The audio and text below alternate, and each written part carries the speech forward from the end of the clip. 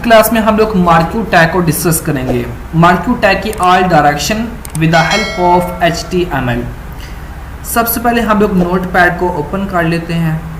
ये नोटपैड को मैंने ओपन कर लिया और ये जो फॉर्मेट होता है HTML को लिखने का वो मैंने पहले से लिखा हुआ है। टाइटल के अंदर मैं लिख लेता हूँ, सपोज मैं टाइटल इसका लिख लेता हूँ गूगल पेज। गूगल पेज मैंने इसका टाइटल लिख दिया। अब मैंने जो मार्क्यू टैग लिखना है वो मैंने बॉडी के अंदर लिखना है। ब्रैकेट लगा के मैंने लिखा मार्क्यू, MARQUE। मार्क्यू मैंने लिखा और मैंने ब्रैकेट को क्लोज कर दिया। अब आपने जिस भी चीज़ को स्क्रीन के ऊपर चलाना है, रोटेट करना है, वो लिख दें आप। सपोज मैं इसके अंदर अपने चैनल का नाम लिख देता हूँ DGT नॉलेज।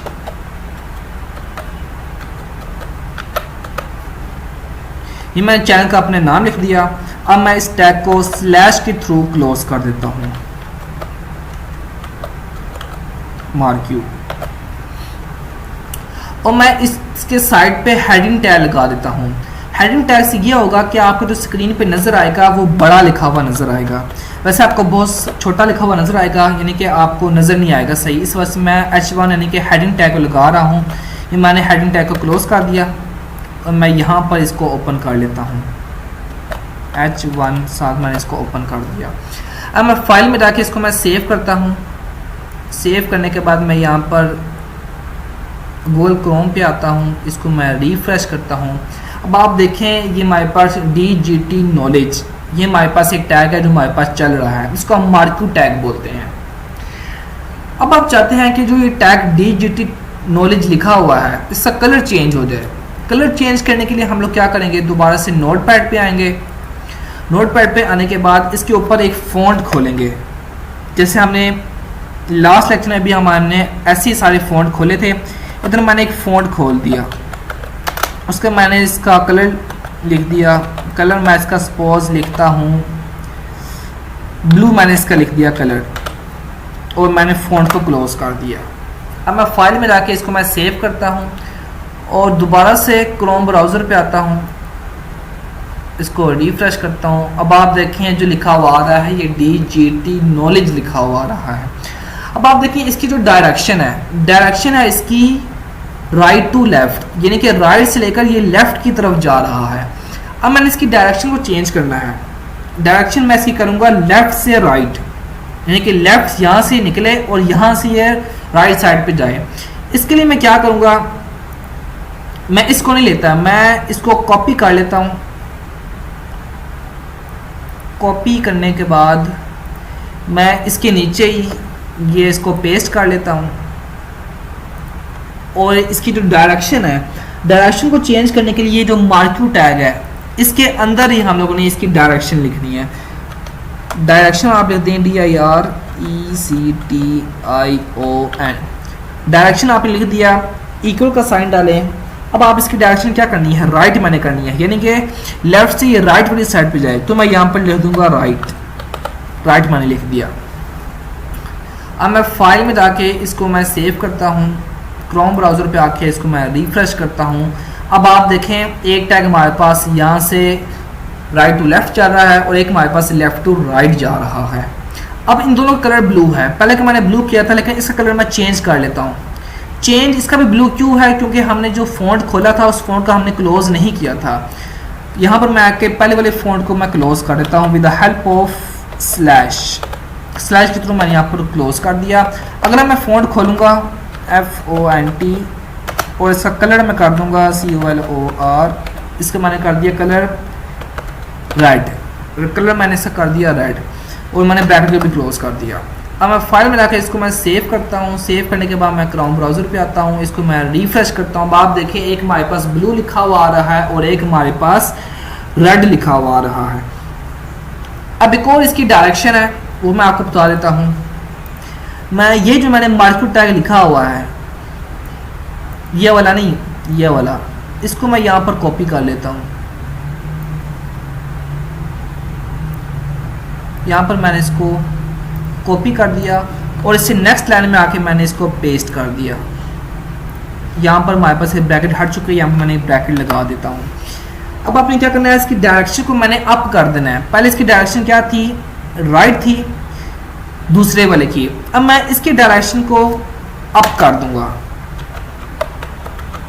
डायरेक्शन सबसे पहले मैंने लिखा और इक्वल का साइन डाल के मैंने इसकी डायरेक्शन को कर दिया अप। अप करने के बाद मैं यहाँ पर जो पहले दूसरे वाला फॉन्ट था उसको मैंने क्लोज कर देता हूँ, FONT फॉन्ट, इसको मैंने क्लोज कर दिया। अब मैं फाइल में जाके इसको मैं सेव करता हूँ। सेव करने के बाद अब आप देखेंगे कि जो हमारा थर्ड लाइन होगी DGT नॉलेज की, ये हमारे पास अप आएगी। अब आप देखें ये हमारे पास अप आ रही है। बाकी हमारे पास ये इस डायरेक्शन में, ये इस डायरेक्शन में, ये हमारे पास अप डायरेक्शन में जा रही है। अब इसका भी कलर हम लोग चेंज कर लेते हैं। हमने यहाँ पर एक नया फ़ॉन्ट खोलेंगे। इस फ़ॉन्ट को मैं कॉपी कर लेता हूँ।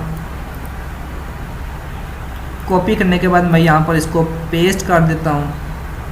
यहाँ पर इसको मैं पेस्ट कर देता हूँ। पेस्ट क्यों नहीं हो रहा, यहाँ पर ये पेस्ट हो गया। इसका कलर मैं कर देता हूँ ग्रीन, GREE ग्रीन। मैंने इसका कलर कर दिया। फाइल में जाके मैं इसको सेव करता हूँ और मैं इसको क्रोम ब्राउज़र पे आके मैं इसको रिफ्रेश करता हूँ। अब आप देख सकते हैं इसका जो कलर है वो ग्रीन आ चुका है। अब मैं आपको इसका एक और टैग बताता हूँ। नोटपैड पे आ जाएं आप, यहाँ पर आके इसी चीज़ को कॉपी कर लें। ये जो मार्क्यू हेडिंग लिखा हुआ है, आप कुछ भी लिख सकते हैं बीच में। सपोज मैं अभी ये नहीं लिखता तो यहाँ पर इसी तरह मैं कुछ और लिख लेता हूँ। सपोज मैंने यहाँ पर लिख दिया, ये पेस्ट कर लिया और DGT नॉलेज जगह मैं लिख लेता हूँ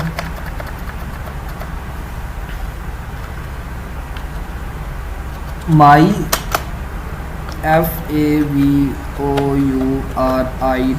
my favourite YouTube channel, my favourite YouTube channel, ये मैंने इसके बीच में लिख दिया। अब मैं फाइल में जाके इसको मैं सेव करता हूँ। सेव करने के बाद मैं इसको क्रोम ब्राउज़र पे आके इसको मैं रिफ्रेश करता हूँ। अब आप देखें ये हमारे पास एक पट्टी चल रही है, एक टैग चल रहा है। ये हमारे पास ऐसा ही टैग चला जैसे पहला टैग था, लेकिन मैंने इसकी डायरेक्शन को चेंज करना है, इसके बिहेवियर को मैंने चेंज करना है। उसके लिए मैं क्या करूँगा कि जो मार्क्यू है, मार्क्यू के बीच में मैं इसे लिखूँगा बिहेवियर। इसके बिहेवियर लिख दूँगा BEHAVIOR।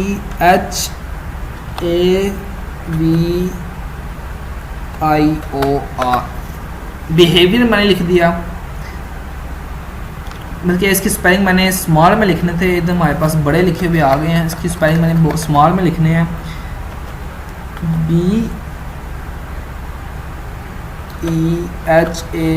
BEHAVIOR। Behaviour equal to हमारे पास आ गया अल्टरनेट, ALTERNATE,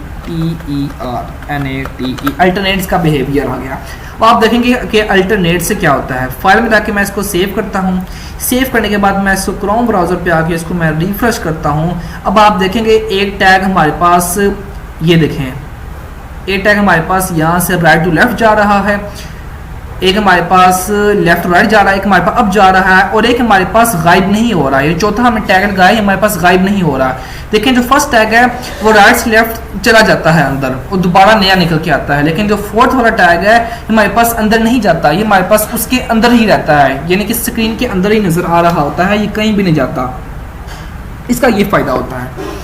अब मैं दोबारा से नोटपैड में जाता हूँ, एक और टैग आपको बताता हूँ। वो टैग मैं यहाँ से शुरू करता हूँ। सबसे पहले ऊपर वाले जो मार्क्यू था हेडिंग 1, इसको मैं कॉपी कर लेता हूँ ताकि लिखना ना पड़े। इसको मैंने कॉपी कर लिया।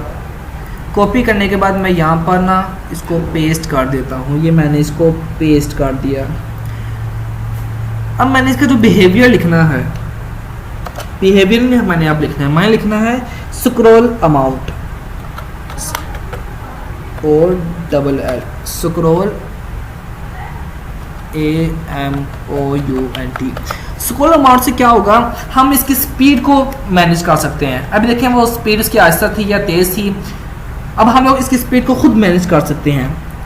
इक्वल मैं कर दूंगा, स्पीड मैं इसकी लिख दूंगा। समझो मैं इसकी स्पीड कर लेता हूँ 50, मैं इसकी स्पीड कर लेता हूँ।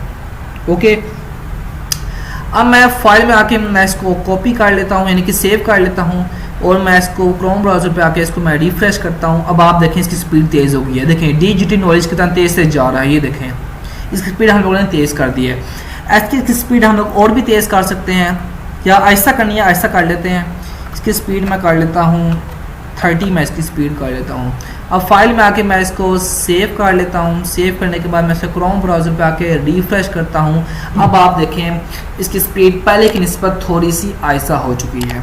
ये थे हमारे सारे tag, up down left right, speed आहिस्ता करना, स्पीड तेज़ करना।